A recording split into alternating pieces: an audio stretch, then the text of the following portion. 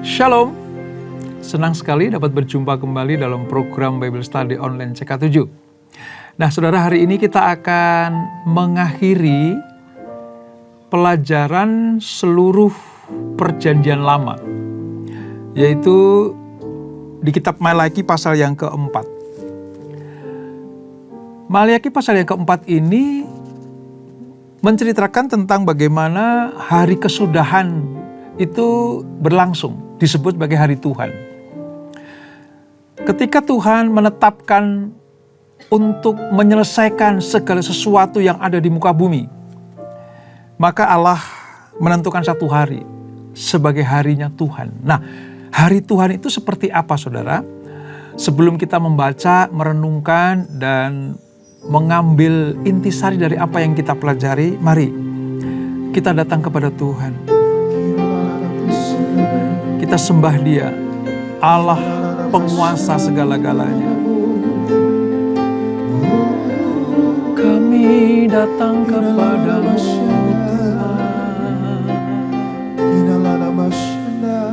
Allah pencipta, Allah yang mengatur, Allah yang menetapkan.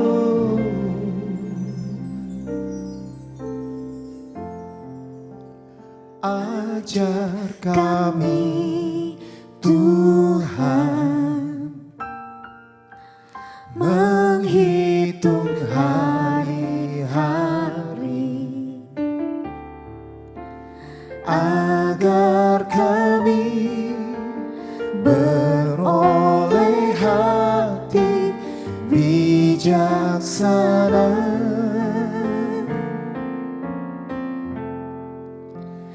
Ajar kami Bapa, hidup dalam jalan-Mu, agar semua rencana-Mu digenapi.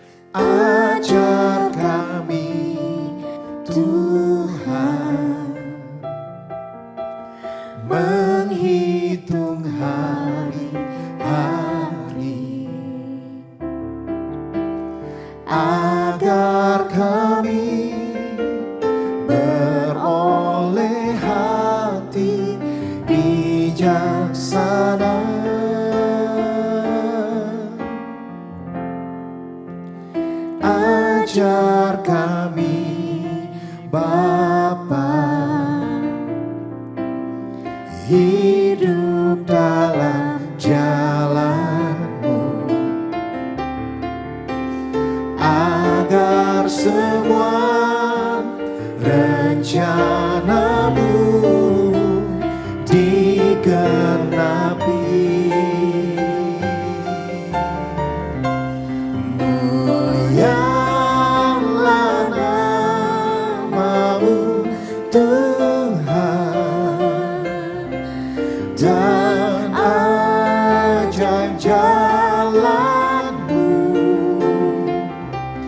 Bimbing kami di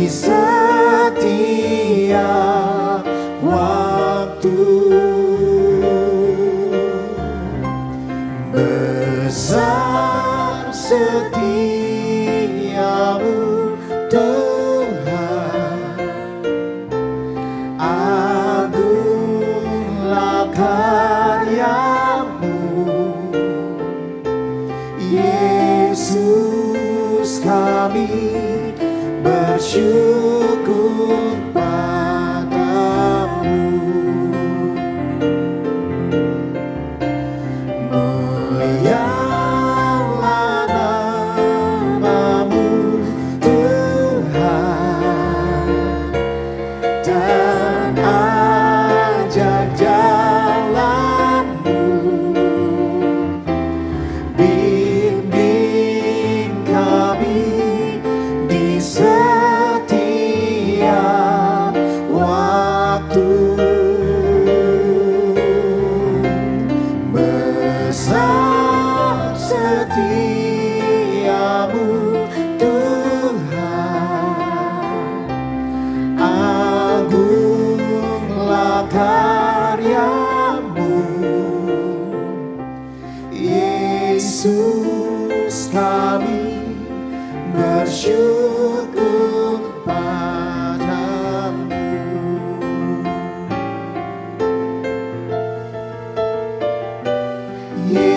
Yesus kami bersyukur padamu.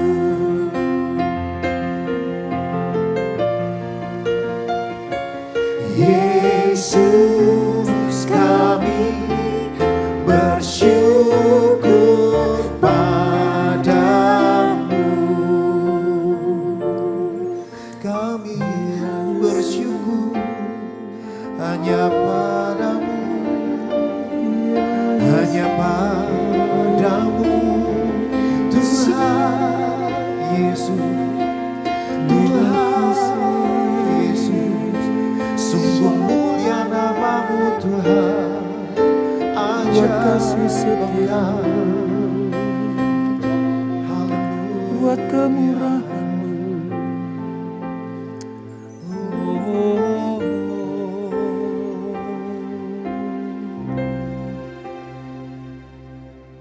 Ada pertemuan di udara, pertemuan yang manis.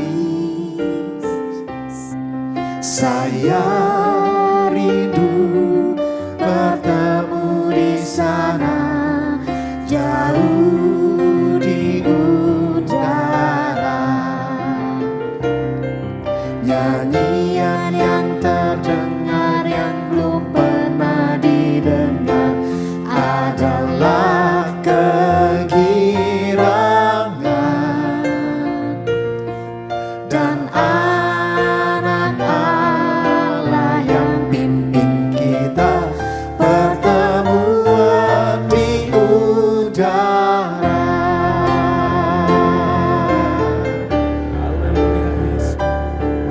Ada pertemuan di udara, pertemuan yang manis.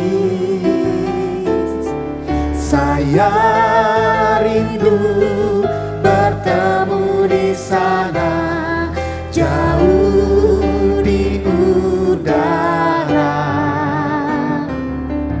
Nyanyian yang terdengar yang belum pernah didengar adalah kegirangan, dan anak Allah yang pimpin kita pertemuan di udara, dan anak Allah yang pimpin kita pertemuan di udara, dan anak Allah yang pimpin kita pertemuan di udara. Haleluya, haleluya, haleluya. Itulah akhir dari sejarah manusia. Ketika anak-anak Allah yang berkenan kepadanya bertemu Tuhan di udara, di awan-awan yang permai. Sementara mereka yang hidupnya fasik, yang memberontak kepada Allah, dihukum. Namun anak-anaknya mendapatkan kemuliaan yang Tuhan sediakan dan janjikan. Terima kasih Bapak. Sekarang kami akan melanjutkan pembelajaran kami, mengakhiri kitab Perjanjian Lama dari Maliaki pasal yang keempat. Urapi kami Roh Kudus, supaya kami mengerti apa yang Tuhan firmankan. Dalam nama Yesus, mari yang siap belajar firman Tuhan, sama-sama kita katakan amin, amin. Kita akan membaca saudara dari Maliaki pasal yang keempat, halaman sekitar 1502 Perjanjian Lama. Ini pasal terakhir dari kitab terakhir Perjanjian Lama. Demikian firman Tuhan. Hari Tuhan, sesungguhnya hari itu datang, menyala seperti perapian. Semua orang sombong dan semua yang berbuat fasik menjadi seperti jerami. Hari yang datang itu akan membakar mereka, firman Tuhan semesta alam, sampai tidak ditinggalkannya akar dan cabang mereka. Bagi kamu yang takut akan namaku, akan terbit surya kebenaran dengan pemulihan pada sayapnya. Kamu akan keluar dan melompat-lompat seperti anak lembu lepas dari kandangnya. Kamu akan menginjak-injak orang fasik, sebab mereka akan menjadi abu di bawah telapak kakimu pada hari aku bertindak, firman Tuhan semesta alam. Ingatlah kepada Taurat yang telah kuperintahkan kepada Musa, hambaku di Gunung Horeb, untuk seluruh Israel, yakni ketetapan-ketetapan dan hukum-hukum. Sesungguhnya, aku akan mengutus Nabi Elia kepadamu menjelang datangnya hari Tuhan yang besar dan dahsyat itu. Ia akan membuat hati bapak-bapak berbalik kepada anak-anaknya, dan hati anak-anak kepada bapak-bapaknya, supaya jangan aku datang menghancur leburkan bumi. Sampai di sini pembacaan kita saudara. Seperti yang kita pelajari beberapa hari yang lalu tentang kitab Maliaki ini, sebuah nubuatan bagaimana Allah sang pencipta itu pengendali sejarah. Allah yang berkuasa, berdaulat penuh atas kehidupan seluruh makhluk di muka bumi ini, termasuk manusia, adalah Allah yang mengatur segala-galanya. Nah, tiba saatnya kesudahan manusia, sejarah manusia di muka bumi akan diselesaikan, akan berakhir. Manusia digolongkan menjadi dua. Yang pertama dijanjikan Tuhan, disiapkan Tuhan untuk menerima kemuliaan, untuk mendapatkan mahkota kehidupan, bertemu Tuhan di angkasa, di udara, di awan-awan yang permai. Itu lambang bagaimana tempat yang tinggi penuh dengan kemuliaan Allah, Shekinah glory itu dipersiapkan untuk anak-anaknya yang layak karena hidupnya berkenan kepada Tuhan. Sementara orang yang fasik akan mendapatkan hukuman yang setimpal, sebab mereka memberontak kepada Tuhan, tidak percaya kepada firman-Nya, tidak taat kepada hukum-hukumnya. Maka mereka akan dipisahkan. Lalang dipisahkan dari gandum, karena lalang akan dibakar. Artinya apa saudara? Hukuman yang kekal. Nah, apa yang kita baca ini saudara tentang hari Tuhan. Tadi dia katakan hari itu. Ayat 1 tadi ya. Hari itu. Ini mengacu kepada kedatangan Kristus yang pertama dan yang kedua kali. Jadi, nubuatan Maliaki pasal keempat ini memiliki dua rangkap tujuan. Rangkap tujuan adalah sebelum masuk perjanjian baru, Maliaki sudah menyatakan bahwa akan datang, hari itu akan datang. Dia yang berhak untuk duduk di kursi Daud, memerintah sebagai raja. Itu kedatangan yang pertama kali. Yesus sang Mesias yang diurapi itu datang sebagai juru selamat manusia. Nah, namun hari itu, kata hari itu, ini juga mengandung arti bahwa Yesus yang lahir, berkarya, membuat mujizat, namun ditolak oleh bangsanya sendiri, yaitu bangsa Yahudi, disiksa, disalib, mati, bangkit, lalu naik ke surga, dia akan datang untuk yang kedua kali. merujuk kepada hari itu, artinya hari kedatangan Yesus yang kedua kali. Bukan lagi sebagai juru selamat, tapi sebagai hakim yang adil. Dalam hal ini sang nabi atau Maliaki seakan-akan menyatakan bahwa kedua kedatangan tersebut terjadi pada saat yang bersamaan. Perpaduan antara hal seperti ini seringkali terjadi di Perjanjian Lama. Sebuah kalimat, ya. Jadi dalam hal ini kedatangan Mesias pribadi yang sama, tetapi dengan tujuan yang berbeda. Seolah-olah bersamaan, tapi sebenarnya ada rentang waktu. Kedatangan yang pertama kali untuk memberikan kabar baik. Barang siapa yang percaya kepadanya tidak binasa, melainkan boleh hidup yang kekal. Namun kedatangan yang kedua itu untuk memisahkan gandum dan ilalang. Nah, orang yang mengabdi kepada Allah jelas mendapatkan anugerah keselamatan. Namun orang yang mengabdi kepada keangkuhan dan perbuatan jahat dilarang masuk di dalam kerajaan Allah. Ini yang Maliaki sedang menyatakan. Nah, hari Tuhan juga berarti tentang keselamatan dan pembebasan untuk semua orang yang mengasihi Tuhan dan yang hidup bagi Dia. Di dalam kerajaannya, saudara, kemuliaan dan kebenaran Allah akan bersinar bagaikan mentari. Bukan hanya itu, namun membawa kepada umatnya yang setia kepada Tuhan, kepada kebaikan, kepada berkat, kepada keselamatan kekal. Bahkan apa? Kehidupan yang sempurna. Jadi rupa-rupanya Maliaki sedang memberikan sebuah pengajaran bahwa ketika mereka yang taat dan setia, menjaga hidupnya tetap kudus, pakaian putih bersih seperti kitab Wahyu nanti kita akan jumpai. Merekalah yang akan mendapatkan tempat yang diidam-idamkan oleh semua makhluk yang disebut manusia untuk hidup yang kekal tanpa ada penderitaan. Segala sesuatu akan disebut sempurna. Disebutkan tadi, umat Allah akan melompat-lompat karena sukacita. Bagaikan anak lembu yang lepas dari kandang. Saudara kalau pernah lihat anak lembu, anak sapi, atau anak kambing domba, ketika dia lepas kandang, artinya tidak diikat, dia akan melompat-lompat kegirangan. Melompat karena sukacita. Nah ini gambaran bagaimana suasana surga yang mulia ketika apa? Hari Tuhan itu datang. Sekali lagi, yang tidak taat dihukum, yang taat mendapatkan mahkota kehidupan. Ini pengertian hari itu atau hari Tuhan. Nah, ayat yang keempat, saudara, dikatakan begini, ingatlah kepada Taurat yang telah kuperintahkan kepada Musa, hambaku di gunung Horeb. Ini berbicara tentang hukum-hukum Allah ketika orang Israel di padang gurun mendapatkan perintah-perintah Allah. Dirangkum dalam 10 perintah Allah itu.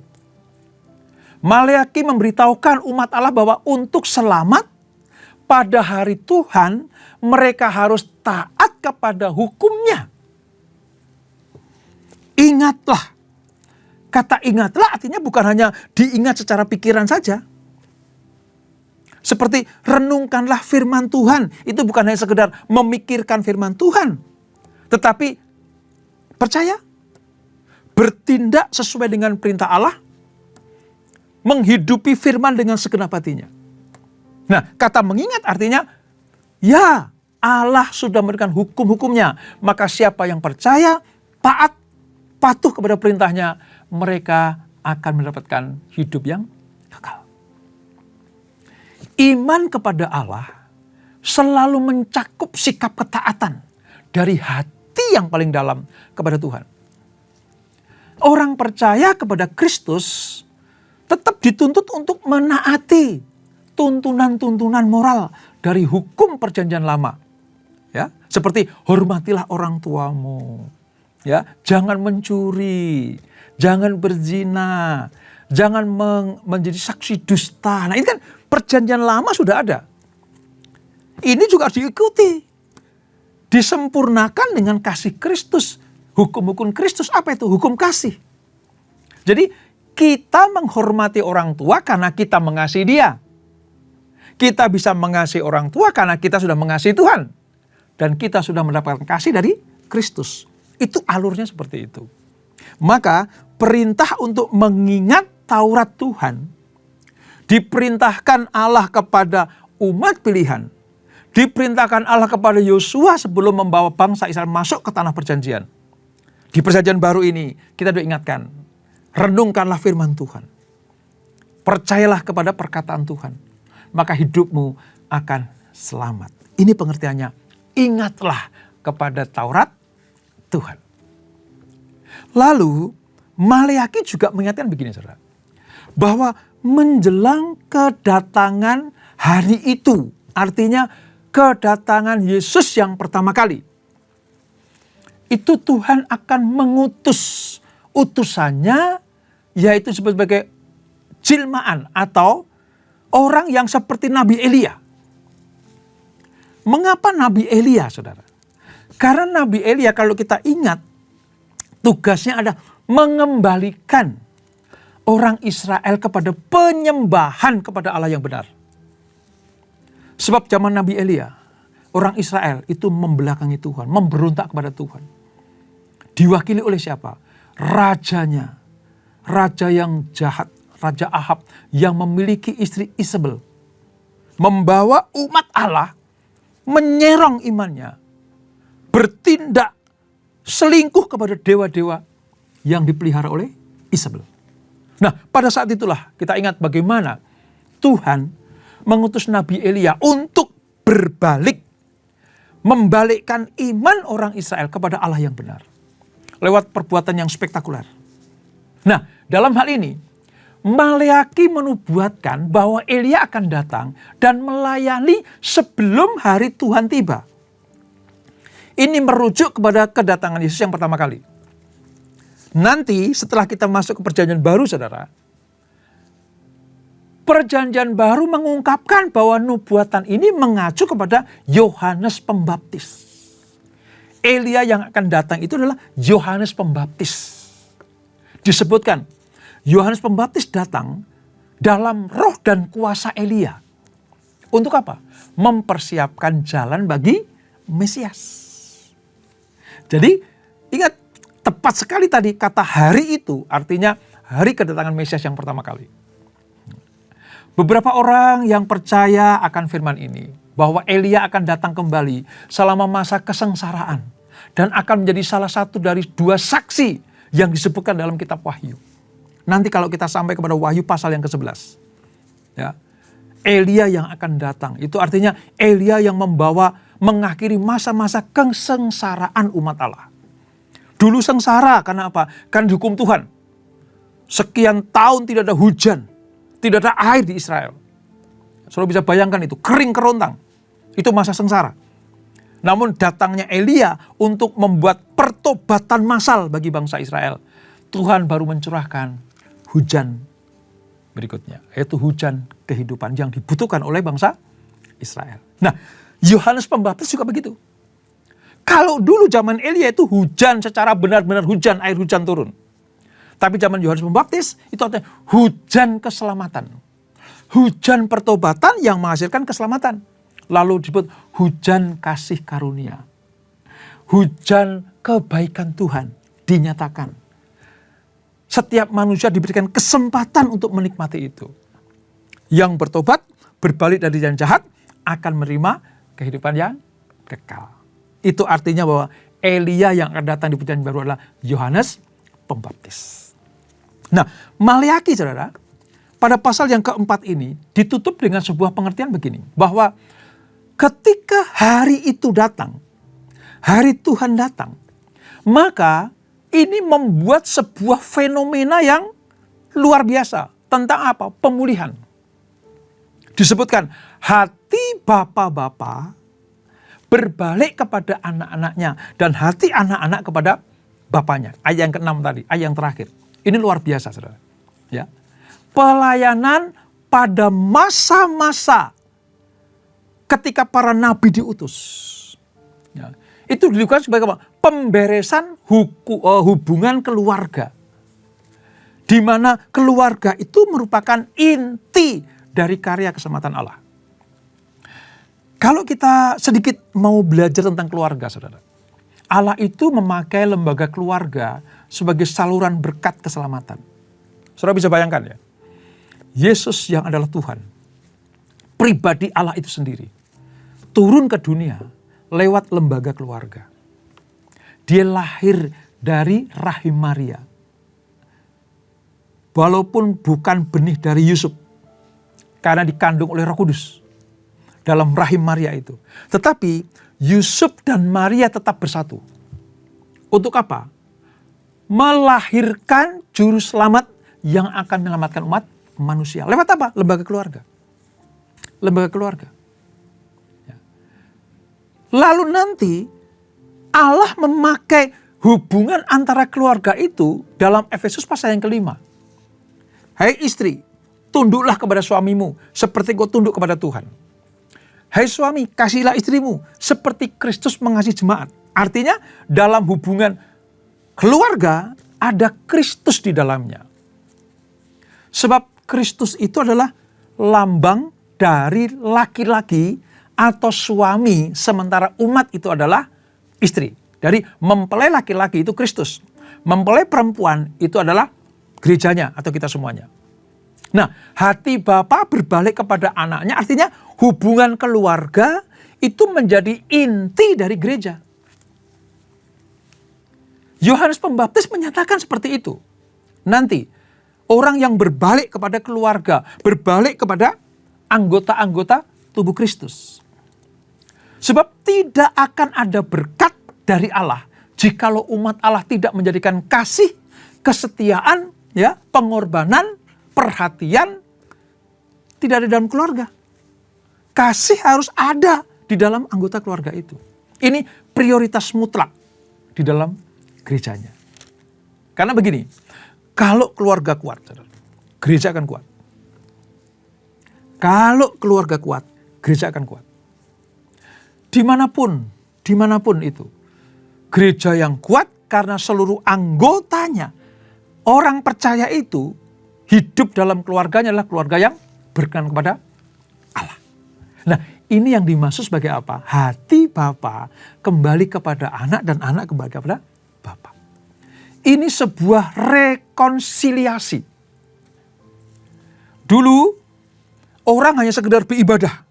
Hukum Taurat menyatakan bahwa beribadah itu bagian yang utama. Ya memang betul, penting. Tetapi kalau cuma ritual saja, sementara moralitasnya tidak benar, hubungan dengan keluarga tidak benar, hubungan dengan sesama kasihnya mesra tidak ada, maka percuma. Itu hanya lip service-nya. Saudara akan temukan nanti ketika Yohanes Pembaptis itu dengan kuat dan tegas berani menyatakan bahwa kamu jangan seperti kuburan yang dilabur putih. Artinya apa? Di luarnya tampak indah. Kan kuburan begitu ya, saudara. Ada nisannya, ada tamannya, bahkan mungkin ada rumah-rumahnya gitu ya. Indah sekali. Tapi di dalamnya tulang belulang. Itu artinya apa? Ritual ibadahmu, nyanyianmu, persembahanmu, wah seolah-olah megah dan indah. Tapi sesungguhnya itu adalah tulang belulang. Ini pernyataan Maleaki yang akan menuju kepada sebuah pembaharuan rohani. Pembaharuan rohani. Jadi dalam hal ini Maleaki mengingatkan bahwa ketika hari Tuhan datang, hari itu datang, maka sesuatu akan diubah menjadi sempurna. Kalau dulu saling membenci, dulu saling menciderai, dulu saling kompetisi dalam hal yang negatif, saling menjatuhkan. Tapi ketika Tuhan datang, maka yang terang akan disatukan dengan yang terang. Sementara yang tetap hidup yang gelap akan tetap yang gelap. Nah, hati Bapa kembali kepada anak, anak kepada Bapa, itu bagian dari orang yang hidupnya dalam terang. Terang. Inilah yang dinubuatkan oleh Nabi Maleaki. Nah, sebelum saya tutup, saudara, saya perlu ingatkan begini. Dampak dari kedatangan Tuhan Yesus yang kedua kali, itu ada dua. Alkitab menegaskan bahwa hari Tuhan itu pasti akan datang tanpa pembatalan. Hanya saja, tidak seorang pun mengetahui kapan saatnya. Ini yang harus kita pahami. Sebab banyak yang melencengkan masa itu, saudara. Ada yang berkata tahun depan, bulan depan. Ada yang berani berkata tanggal sekian, bulan sekian, tahun sekian. Banyak nabi-nabi dan pengajar sesat yang menyatakan berani menetapkan bahkan hari, tanggal, dan tahunnya. Tapi kitab Maleakhi menjelaskan bahwa hari Tuhan tidak akan ada yang tahu kapan Yesus datang yang kedua kali. Makanya dikatakan, sekalipun orang menduga-duga, mengira-ngira, tetapi hanya Tuhan yang tahu. Tanda-tandanya sih ada.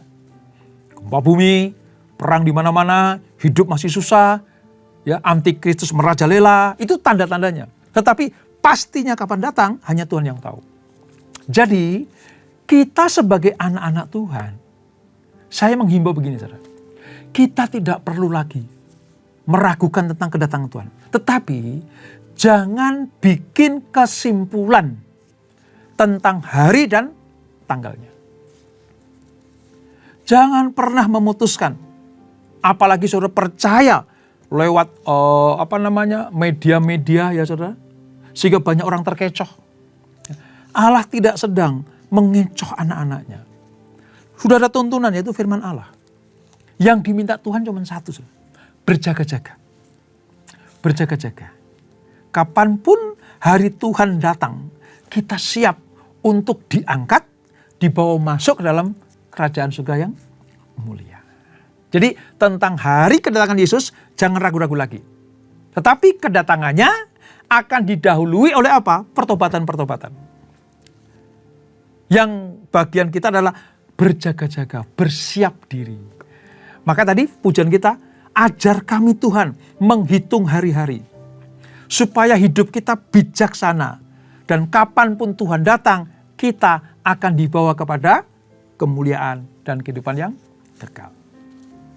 Nah, ketika Allah menyatakan hari Tuhan itu dari perspektif Israel, dipahami dengan cara apa? Sebagai cara Tuhan itu mempersiapkan umatnya.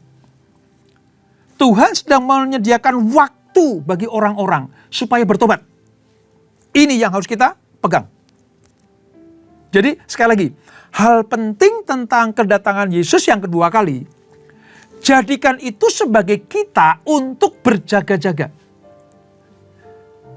Kesempatan untuk hidup dalam kebenaran. Supaya kita diselamatkan. Sebab itu tidak akan bertangguh. Artinya pasti datang. Cuma waktunya kapan kita nggak tahu. Nah, waktu yang tidak dapat kita ketahui ini, baiklah kita waspada dan kita pakai waktu yang ada untuk hidup dalam kebijaksanaan. Iman kepada Yesus, moralitas yang benar, saling mengasihi, menciptakan kedamaian, ya, hidup dalam kekudusan, maka pada saat Yesus datang, saudara dan saya akan dibawa. Ada pertemuan yang manis di udara. Itu adalah sebuah nyanyian kerinduan bagi anak-anak Tuhan. Nyanyian kelepasan dari pengaruh jahat dunia ini.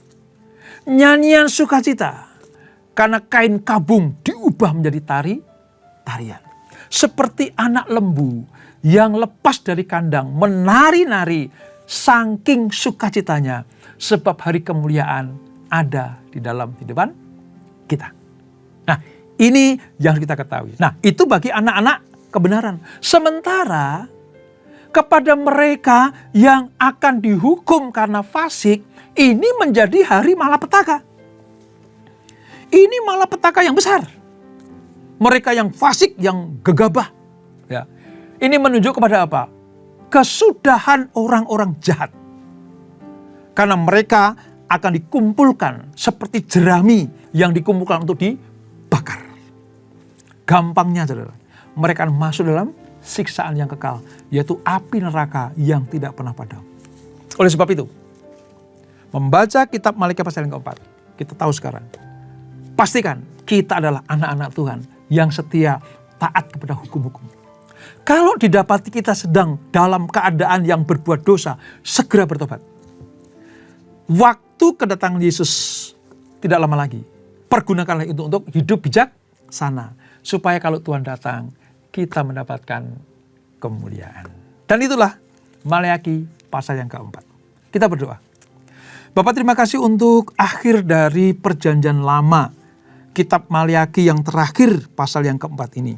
Kami diajar bahwa hari Tuhan tidak akan pernah bertangguh lagi. Pasti datang. Yesus pasti datang. Yang pertama sudah. Sebagai juru selamat kami. Kami sedang menantikan kedatangan yang kedua sebagai hakim yang adil. Hakim yang adil akan memisahkan gandum dan sekam. Kami rindu, kami adalah golongan gandum yang akan masuk ke lumbung Tuhan, yaitu surga yang mulia. Kalau kau dapati kami dalam keadaan yang tidak benar, mari Tuhan, ampuni kami. Kami akan bertobat. Diingatkan, seperti Israel diingatkan, kedatangan Yohanes Pembaptis sebelum Yesus datang yang pertama kali. Demikianlah firman ini mengingatkan kami supaya kami hidup dalam kebenaran. Dengan demikian, kapanpun Tuhan datang, kami akan diangkat masuk ke dalam kemuliaan yang Tuhan sediakan. Berkati kami Tuhan, ingatkan kami senantiasa supaya kami hidup dalam kebenaran-Mu. Dan sebelum kami berpisah, kami siapkan hati kami terima berkat yang daripadamu. Kekasih-kekasih Kristus arahkan hatimu pada Tuhan. Terimalah berkat kasih anugerah dari Allah Bapa yang berlimpah-limpah. Di dalam anak yang tunggal Tuhan Yesus Kristus. Dan persekutuan yang manis dalam Roh Kudus menyertai kita semuanya. Mulai saat ini sampai Maranatha. Yesus datang yang kedua kali menjemput kita semuanya. Bertemu di awan-awan yang permai. Menikmati kemuliaan kekal sampai selama-lamanya. Yang diberkati, sama-sama kita katakan amin. Tuhan Yesus memberkati.